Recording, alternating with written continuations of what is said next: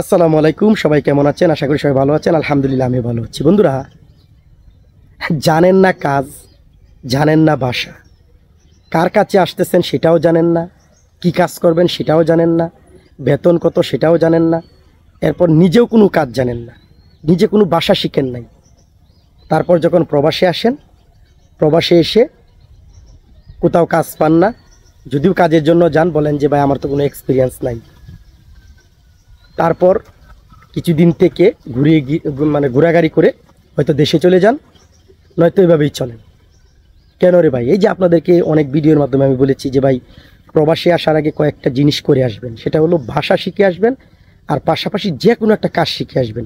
যে কোনো কাজ হতে পারে, সেটা ইলেকট্রিশিয়ান হতে পারে, টেলারিং কাম হতে পারে, এমব্রয়ডারি হতে পারে, ড্রাইভিং হতে পারে, আপনার এসির কাজ হতে পারে, হ্যাঁ, অথবা আপনি সেলসম্যানের ও অফিস বয়ের কাজ হতে পারে। যে কোনো কাজ শিখে তারপর আপনারা প্রবাসে আসবেন, পাশাপাশি ভাষা শিখে আসবেন। এখন তো ভাই অনলাইনের যুগ, ডিজিটাল যুগ। আপনারা অনলাইনে ঢুকলে, ইউটিউবে ঢুকলেই দেখতে পাবেন ভাষা শিখাইতেছে, তারপর কীভাবে কাজ করে, অফিস বইয়ের কাজ কীভাবে করতে হয় সেটা শিখাইতেছে, ক্লিনারের কাজ কীভাবে সেটা শিখাইতেছে। আপনারা সেগুলো দেখেন, সময় অযথাই এই যে আপনার ইউটিউবে নাটক দেখে, ভিডিও দেখে সময় নষ্ট না করে প্রবাসে আসবেন, এটা কি ভাই সাধারণ কথা? আপনাকে আপনার ফ্যামিলি প্রবাসে পাঠাইতেছে, কেন পাঠাইতেছে? অনেক আশা নিয়ে, অনেক ভরসা নিয়ে এত এত টাকা খরচ করে আপনাকে প্রবাসে পাঠায়, আর আপনার উপর নির্ভর করে যে ছেলে টাকা পাঠাবে, ভাই টাকা পাঠাবে, আমরা চলবো। এইগুলো মাথায় রেখে ভাই প্রবাসে আসবেন, কাজ শিখে আসবেন। এসে পরবর্তীতে ঘুরবেন গাড়বেন, কাজ পাবেন না, হ্যাঁ, পরবর্তীতে চলে যাবেন, বলবেন যে ভাই ভাগ্যের দোষ, কিছুই করতে পারি নাই, কাজ নাই, অনেক রকমের কথা। তো আপনাদেরকে এটাই বলবো যে কাজ শিখেন, ভাষা শিখেন, যে দেশেই যান না কেন। এই জিনিসগুলো আপনাদের খুবই প্রয়োজন।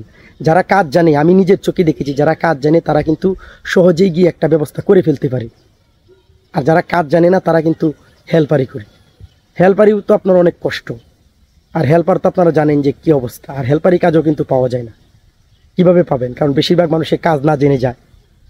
এটা ভাই টিকটক না যে একটা ভিডিও আপলোড করে দিলাম, চলতে থাকলো, ইউটিউব না, ফেসবুক না। এটা হচ্ছে প্রবাস, বাস্তব জীবন। এটাই আপনাদেরকে বলবো, যে এটা নিয়ে আমি অনেকবার কথা বলেছি, আজকেও বললাম। তো জিনিসটা মাথায় রাখবেন। ভালো থাকবেন। আল্লাহ হাফেজ।